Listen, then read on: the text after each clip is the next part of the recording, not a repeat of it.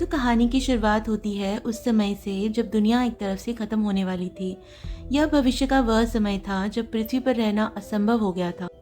मौसम बहुत भयानक हो चुका था और कहा जाता था कि आसमान में एक और जलता हुआ तारा आ गया था जिसने पूरी धरती को जला दिया था। इंसानों के नेता, जिन्हें बिल्डर्स कहा जाता था, को समझ आ गया कि मानवता जल्दी ही खत्म होने वाली है। मानव जाति को बचाने के लिए उन्होंने एक आखिरी प्लान बनाया। दुनिया के महान वास्तुकार, वैज्ञानिक, इंजीनियर एक जगह पर मिले। उन्होंने तय किया कि ज़मीन के नीचे एक बहुत बड़ा शहर बनाया जाएगा। एक ऐसा भूमिगत शहर जहां लोग अगले 200 साल तक सुरक्षित रह सकें। उनका मानना था कि 200 साल बाद यह धरती फिर से रहने लायक हो जाएगी। उन्होंने इस शहर का नाम रखा था सिटी ऑफ एम्बर। यह जानने के लिए कि लोग कब और कैसे इस शहर से बाहर आएंगे, बिल्डर्स ने एक छोटा सा लेकिन बहुत खास धातु का एक बॉक्स बनाया। इस बॉक्स के अंदर बहुत ज़रूरी निर्देश और बाहर निकलने का नक्शा रखा गया था, और शहर से बाहर निकलने का रास्ता भी इसी में लिखा था। इस बॉक्स पर एक टाइमर लगाया गया था जो ठीक 200 साल बाद अपने आप खुलने वाला था। एम्बर के पहले मेयर को यह बॉक्स दिया गया और कहा गया कि इसे सुरक्षित रखना और अगले मेयर को सौंप देना। योजना बहुत सरल थी। यह बॉक्स एक मेयर से दूसरे मेयर तक जाता रहेगा जब तक सही समय ना आए। बहुत समय तक मेयर इस रस्म को निभाते रहे और यह बॉक्स अगले मेयर को देते रहे। लेकिन फिर किस्मत ने कुछ और ही तय कर रखा था। जब यह बॉक्स 7वें मेयर तक पहुंचा तो वह अचानक बीमार पड़ गया, और इससे पहले कि वह यह बॉक्स किसी और मेयर को दे पाता, उससे पहले ही उसकी मौत हो गई। मौत की अफरा तफरी में उसने यह बॉक्स किसी को नहीं दिया। वह बॉक्स एक पुराने कमरे की अलमारी के बीच ही कहीं खो गया और लोग उसे भूल गए। जो श्रृंखला बनाई गई थी वो टूट गई। एम्बर के लोग यह भूल गए थे कि उन्हें कभी बाहर भी जाना था। समय बीतता गया। पूरे 200 साल पूरे हो गए। अंधेरे में अलमारी में रखा गया वह बॉक्स अपने आप खुल गया, लेकिन उसे देखने वाला कोई नहीं था। आज के समय में एम्बर शहर की हालत बहुत ख़राब हो चुकी है। शहर धीरे धीरे टूट रहा है। पूरा शहर रोशनी और बिजली देने वाला बड़ा जनरेटर अब जवाब देने लगा है। शहर में ब्लैकआउट यानी अंधेरा बहुत आम हो चुका है, और अब यहाँ लंबे समय तक अंधेरा ही छाया रहता है। जो गोदाम कभी खाने पीने की चीज़ों से भरे रहते थे, अब पूरी तरह खाली हो चुके हैं। लोग डरे हुए हैं, लेकिन वहाँ की सरकार इनसे झूठ बोलती रहती है कि सब कुछ नियंत्रण में है। शहर की असली हालत का पता हमें तब चलता है जब वहाँ एक बहुत बड़ा दिन आता है। इस दिन को असाइनमेंट डे कहा जाता है। यह वह दिन होता है जब स्कूल ख़त्म करने वाले बच्चों को ज़िंदगी भर के लिए एक नौकरी दी जाती है। एम्बर में आप अपनी मर्ज़ी से नौकरी नहीं चुन सकते। आपको एक थैले में से एक पर्ची निकालनी होती है, और उस पर्ची पर जो काम लिखा होता है वही काम आपको पूरी ज़िंदगी करना होता है। यही हमारी मुलाकात दो मुख्य किरदारों से होती है। पहला है डॉन हैरो, जो एक इलेक्ट्रिशियन बनना चाहता था ताकि वह जनरेटर को ठीक कर सके, और दूसरी तरफ है लीना, एक चुलबुली लड़की जिसका सपना है मैसेंजर बनना ताकि उसे पूरे शहर में दौड़ भाग करने की इजाज़त मिल सके। लेकिन जब पर्ची निकलने का समय आता है तो किस्मत उल्टा खेल खेलती है। लीना को पाइप वर्कर की नौकरी मिलती है, यानी उसे शहर के नीचे अंधेरी सुरंगों में काम करना होगा। वहीं दूसरी ओर डॉन को मैसेंजर की नौकरी मिल जाती है, और अपनी अपनी नौकरी देखकर दोनों बहुत दुखी हो जाते हैं। डॉन दुखी है क्योंकि अगर वो इधर उधर संदेश पहुंचाता रहेगा तो जनरेटर को कैसे ठीक करेगा। मौका देखकर लीना डॉन से नौकरी बदलने की बात करती है। डॉन तुरंत मान जाता है क्योंकि पाइप का काम जनरेटर के पास ही होता है। अगर वह यह काम करेगा तो उसे जनरेटर तक पहुंचने का मौका मिल जाएगा। दोनों अपनी जैकेट बदल लेते हैं और दोनों को वही नौकरी मिल जाती है जो वे चाहते थे। लीना खुशी खुशी यह खबर बताने घर दौड़ती है। वह अपनी बूढ़ी दादी और छोटी बहन पॉपी के साथ रहती है। दादी की तबीयत ठीक नहीं रहती, उनकी याददाश्त कमज़ोर हो रही है और वह दिन भर अपनी अलमारी में कुछ ढूंढती रहती हैं। उन्हें लगता है कि उन्होंने कोई बहुत ज़रूरी चीज़ खो दी है, लेकिन उन्हें याद नहीं आता कि वह क्या है। उधर डॉन का पहला दिन सुरंगों में शुरू होता है। वहाँ उसकी मुलाकात एक पुराने मजदूर साल्सन से होती है। डॉन उसे जनरेटर और पानी के पहिए के काम के बारे में बहुत सवाल पूछता है, लेकिन यह जानकर वह चौंक जाता है कि अब यहाँ किसी भी मैकेनिक के पास सही ज्ञान नहीं बचा है। बच्चों की इच्छा के बिना मनपसंद नौकरी ना मिलने की वजह से कई बच्चे मैकेनिक्स सीखने में दिलचस्पी नहीं लेते, और इसी तरह वह ज्ञान आगे नहीं बढ़ पाया और वहीं ख़त्म हो गया। अब जनरेटर को ठीक करने वाला कोई नहीं है, और यही डॉन को एहसास होता है कि हालात उसकी सोच से भी ज़्यादा ख़राब है। एक तरफ डॉन अपनी नौकरी और हालत को देखकर बहुत परेशान है, दूसरी तरफ लीना अपनी नौकरी से बहुत खुश है। वह लाल टोपी और लाल शॉल पहनकर पूरे शहर में दौड़ती रहती है। उसे यह नहीं पता था कि कुछ ही दिनों में यह शहर तबाह होने वाला है। एक दिन ऐसा ही एक संदेश देते समय वह देखती है कि शहर के अनजान इलाके से एक आदमी वापस आया है। वह चीख रहा था और उसने कहा कि अंधेरे में उसने एक राक्षस को देखा है। वह सबको चेतावनी दे रहा था कि वह राक्षस सबको मार देगा। उसने यह भी कहा कि उस राक्षस ने उस पर हमला किया था, लेकिन गार्ड्स उसे पकड़ लेते हैं और सोचते हैं कि वह पागल हो गया है। वो उसे इसीलिए भी पकड़ते हैं क्योंकि वह शहर के उस अनजान इलाके में गया था जहाँ जाना मना था। गार्ड्स उसे वहाँ से घसीट कर ले आते हैं और तभी उसके पीछे से कुछ गिरता है। वह एक बड़ा सींग था जो बिल्कुल किसी कीड़े जैसा दिखता था। लीना उसे उठाती है और छुपा लेती है।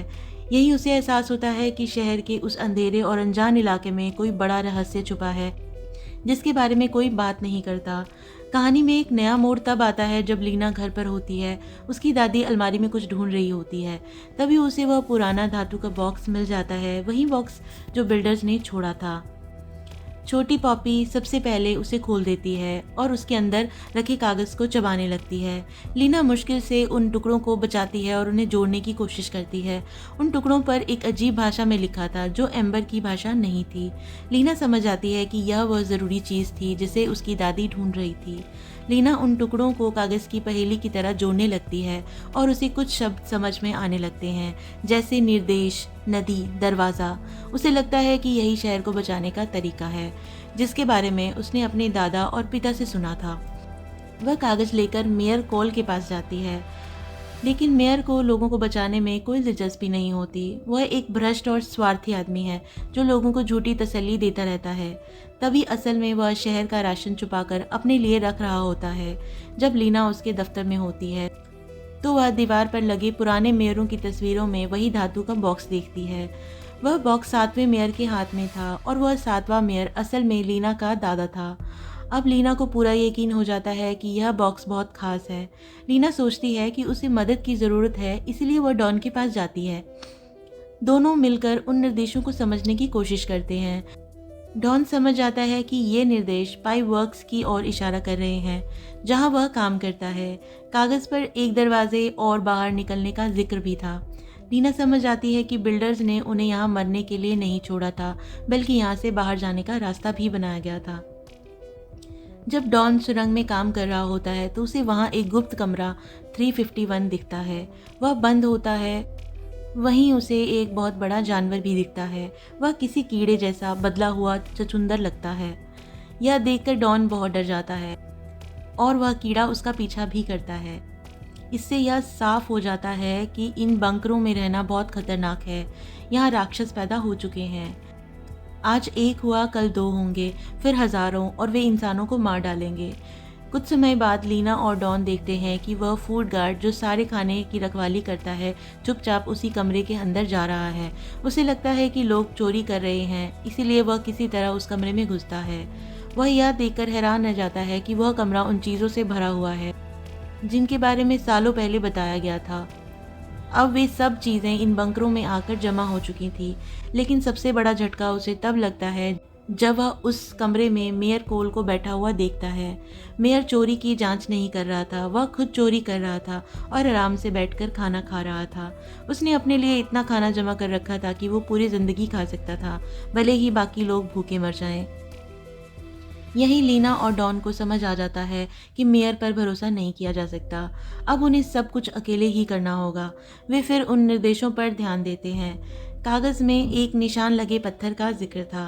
डॉन को याद आता है कि उसने सुरंग में एक ऐसा पत्थर देखा था जिस पर अजीब सा निशान बना हुआ था। वे समझ जाते हैं कि शहर के नीचे बहने वाली नदी के पास ही बाहर निकलने का रास्ता छुपा हुआ है। और इसी खोज के दौरान लीना को एक बहुत दुखद सच्चाई पता चलती है। सालों पहले लीना के पिता ने भी इसी तरह यहाँ से बाहर निकलने का रास्ता ढूंढने की कोशिश की थी, जैसे अब लीना कर रही है, लेकिन वह अपने साथियों के साथ मारे गए थे। वे इस मिशन में सफल नहीं हो पाए और बाहर नहीं निकल सके, यानी उनकी योजना असफल हो गई थी। जिस सुरंग में वे बाहर जाना चाहते थे वह पानी से भर गई थी और लीना के पिता उसी में डूब गए थे। यही वजह है अब डॉन के पिता डरे हुए रहते हैं, क्योंकि वह उस समय उनका साथ दे रहे थे और अब वह नहीं चाहते कि उनका बेटा कोई भी खतरनाक काम करे। इस सच्चाई के बाद जहाँ लीना और डॉन हार मान सकते थे, वहीं वे इस सच्चाई को अपनी ताकत बना लेते हैं, कमज़ोरी नहीं, और तय करते हैं कि वह अपने पिताओं का अधूरा काम पूरा करेंगे। इधर एम्बर में उनका त्योहार भी आ जाता है। इस त्योहार में शहर के सभी लोग इकट्ठा होते हैं और शहर के लिए गीत गाते हैं, और इसी समय लीना और डॉन यह योजना बनाते हैं कि वे सबके सामने मेयर की सच्चाई उजागर करेंगे। लेकिन मेयर उनसे एक कदम आगे निकल जाता है। वह पहले ही ऐलान कर देता है कि लीना और डॉन अपराधी हैं और झूठी अफवाह फैला रहे हैं, यानी वह उन्हें अपराधी बना देता है और गार्ड्स उन्हें पकड़ने के लिए उनके पीछे लगा देता है।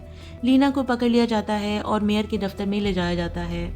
मेयर अपने चुराए हुए सामान के बीच आराम से बैठा हुआ था और उसे धमकाता है, और उसी समय लीना को लगता है कि अब सब कुछ खत्म हो जाएगा। लेकिन तभी अचानक वहाँ की सारी लाइटें बंद हो जाती हैं और पूरा शहर अंधेरे में डूब जाता है। इसी अंधेरे का फ़ायदा उठाकर लीना वहाँ से भाग जाती है। वह अपनी छोटी बहन पॉपी को उठाती है और डॉन से मिलती है और दोनों से कहती हैं कि अब उसे शहर छोड़ना ही होगा। वे दौड़ते हुए नीचे पाइप वर्क तक पहुँचती हैं। निर्देशों का पालन करते हुए उन्हें वहाँ एक छुपा हुआ मैकेनिज्म मिलता है। इसमें नदी के पानी का स्तर कम करना और कुछ वाल्व घुमाना शामिल था। यह काम बहुत मुश्किल था, लेकिन उन्होंने अपनी पूरी ताकत लगा दी। वहाँ उन्हें एक गुप्त लॉकर मिलता है जिसमें पुराने लेकिन मजबूत तख्ते रखे थे। पहली नज़र में वह अलमारी जैसा लगता है, लेकिन जैसे ही वह गिरता है उन्हें समझ आ जाता है कि ये तख्ते हैं। ये तख्ते ऐसी चीज़ हैं जो उन्हें पहले कभी नहीं देखी थी। वे उनमें से एक तख्ता तेज बहती नदी में डालते हैं और उस पर बैठकर निर्देशों के अनुसार वहां से निकलने ही वाले होते हैं। तभी मेयर वहां पहुंच जाता है। वह भी गायन समारोह से भाग आया था क्योंकि उसे पता था कि आज जनरेटर फटने वाला है। यह अफवाह पूरे शहर में फैल चुकी थी। पूरे शहर में अफरा तफरी मच चुकी थी और मेयर यहाँ खुद को बचाने के लिए एक गुप्त बंकर में छुपने आया था जहाँ उनकी जान बच सकती थी। लेकिन जैसे ही वह अपने छुपे हुए खाने के कमरे में घुसता है, वहीं वह बड़ा राक्षस आ जाता है जिसे हमने पहले देखा था। मेयर अपनी ही लालच में फंस जाता है और उस जानवर का शिकार बन जाता है। लीना, डॉन और छोटी पॉपी तीनों मिलकर उस नाव पर बैठ जाते हैं। डॉन का बॉस, वह बूढ़ा मजदूर सोल, उनकी मदद करता है। वह पानी के दबाव को नियंत्रित करने वाले एक लीवर को पकड़कर खड़ा रहता है। वह लीवर टूटा हुआ था और वह उसके काबू में नहीं था, और इसीलिए सोल अपनी जान की परवाह किए बिना रुकता है ताकि बाकी लोगों को भागने का मौका मिल सके। जैसे ही तेज बहती नदी की वजह से पानी और तेज हो जाता है, उनकी नाव भी बहती हुई आगे निकल जाती है और एक गुप्त गुफा में पहुंच जाती है। वहां बहुत अंधेरा था और सब कुछ बहुत डरावना लग रहा था। यह किसी तेज रफ्तार पानी की फिसल पट्टी जैसा था और वे बहुत डरे हुए थे। अंधेरे में घूमती हुई उनकी नाव एक बड़े झरने में गिरती हुई एक बहुत बड़ी गुफा में पहुंच जाती है। गुफा के अंदर उन्हें दीवार पर बिल्डर्स लिखा हुआ एक संदेश दिखता है जो उन्हें वहां आने वालों के स्वागत के लिए लिखा था। उसे पढ़कर दोनों को एहसास होता है कि आखिरकार वह सफल हो गए। खुशी का कोई ठिकाना नहीं रहता। अब उन्हें यहाँ से बहुत लंबी सीढ़ियाँ चढ़नी होती हैं। वे गोल गोल बनी उन सीढ़ियों पर चढ़ना शुरू करते हैं। घंटों चढ़ने के बाद उन्हें ऊपर हल्की सी रोशनी दिखाई देती है। कुछ और सीढ़ियाँ चढ़ने के बाद वे ऊपर रखी चीज़ों को हटाते हैं और आखिरकार पहली बार वे ज़मीन पर खुले आसमान के नीचे सांस लेते हैं।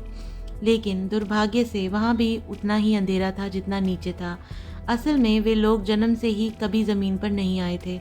उन्होंने कभी बाहर की दुनिया देखी ही नहीं थी। उन्हें रात के बारे में कोई समझ नहीं थी, इसीलिए वो थोड़ा उदास थे।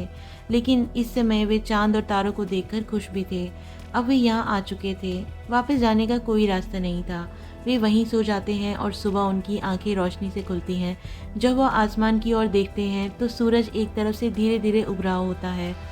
जैसे ही सूरज निकलता है, चारों तरफ पक्षी उड़ने लगते हैं, चहचहाने लगते हैं। यह सब वे पहली बार देख रहे थे। हरियाली, पक्षी, यह दुनिया बिल्कुल पहले जैसी लग रही थी। सब कुछ देखकर वे हैरान भी थे और बहुत खुश भी। उन्होंने इन सब के बारे में सिर्फ किताबों में पढ़ा था और आज वे सब कुछ अपनी आंखों से देख रहे थे। आज की दुनिया हरी भरी और जिंदा थी। जो दूसरा तारा धरती के पास आ गया था, वह भी अब यहाँ से जा चुका था। वे खुशी खुशी जमीन पर घूमने लगते हैं। घूमते घूमते उन्हें एक गहरा गड्ढा दिखाई देता है जो मोटे कांच से ढका हुआ था। जब वे नीचे झांक कर देखते हैं तो उन्हें गहराई में छोटी छोटी रोशनियां दिखाई देती हैं।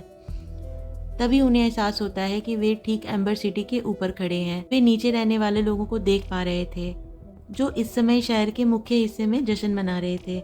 यहाँ डॉन एक संदेश लिखता है, सबको बाहर निकलने का रास्ता बताता है और यह भी लिखता है कि वह बाहर आ चुका है। वह उस संदेश को एक पत्थर में लपेटता है और उसे शहर के बीच फेंक देता है। वह पत्थर जाकर एम्बर सिटी की एक सड़क पर गिरता है और किस्मत से वही पत्थर डॉन के पिता को मिल जाता है, जो उस समय अपने बेटे को ढूंढ रहे थे। जैसे ही वह पत्थर में लिपटा संदेश पढ़ते हैं, उनके अंदर उम्मीद की एक किरण जाग उठती है और इसी उम्मीद और विश्वास के साथ यह कहानी खत्म होती है कि सच्चाई लोगों तक पहुंच चुकी है। बुरा इंसान मर जाता है, राज सामने आ गया है और बाहर निकलने का रास्ता अब सबके लिए खुल चुका है। लीना, डॉन और पॉपी सूरज की रोशनी में खड़े हैं, ताज़ी हवा में सांस ले रहे हैं। वे एक नई जिंदगी शुरू करने के लिए तैयार हैं।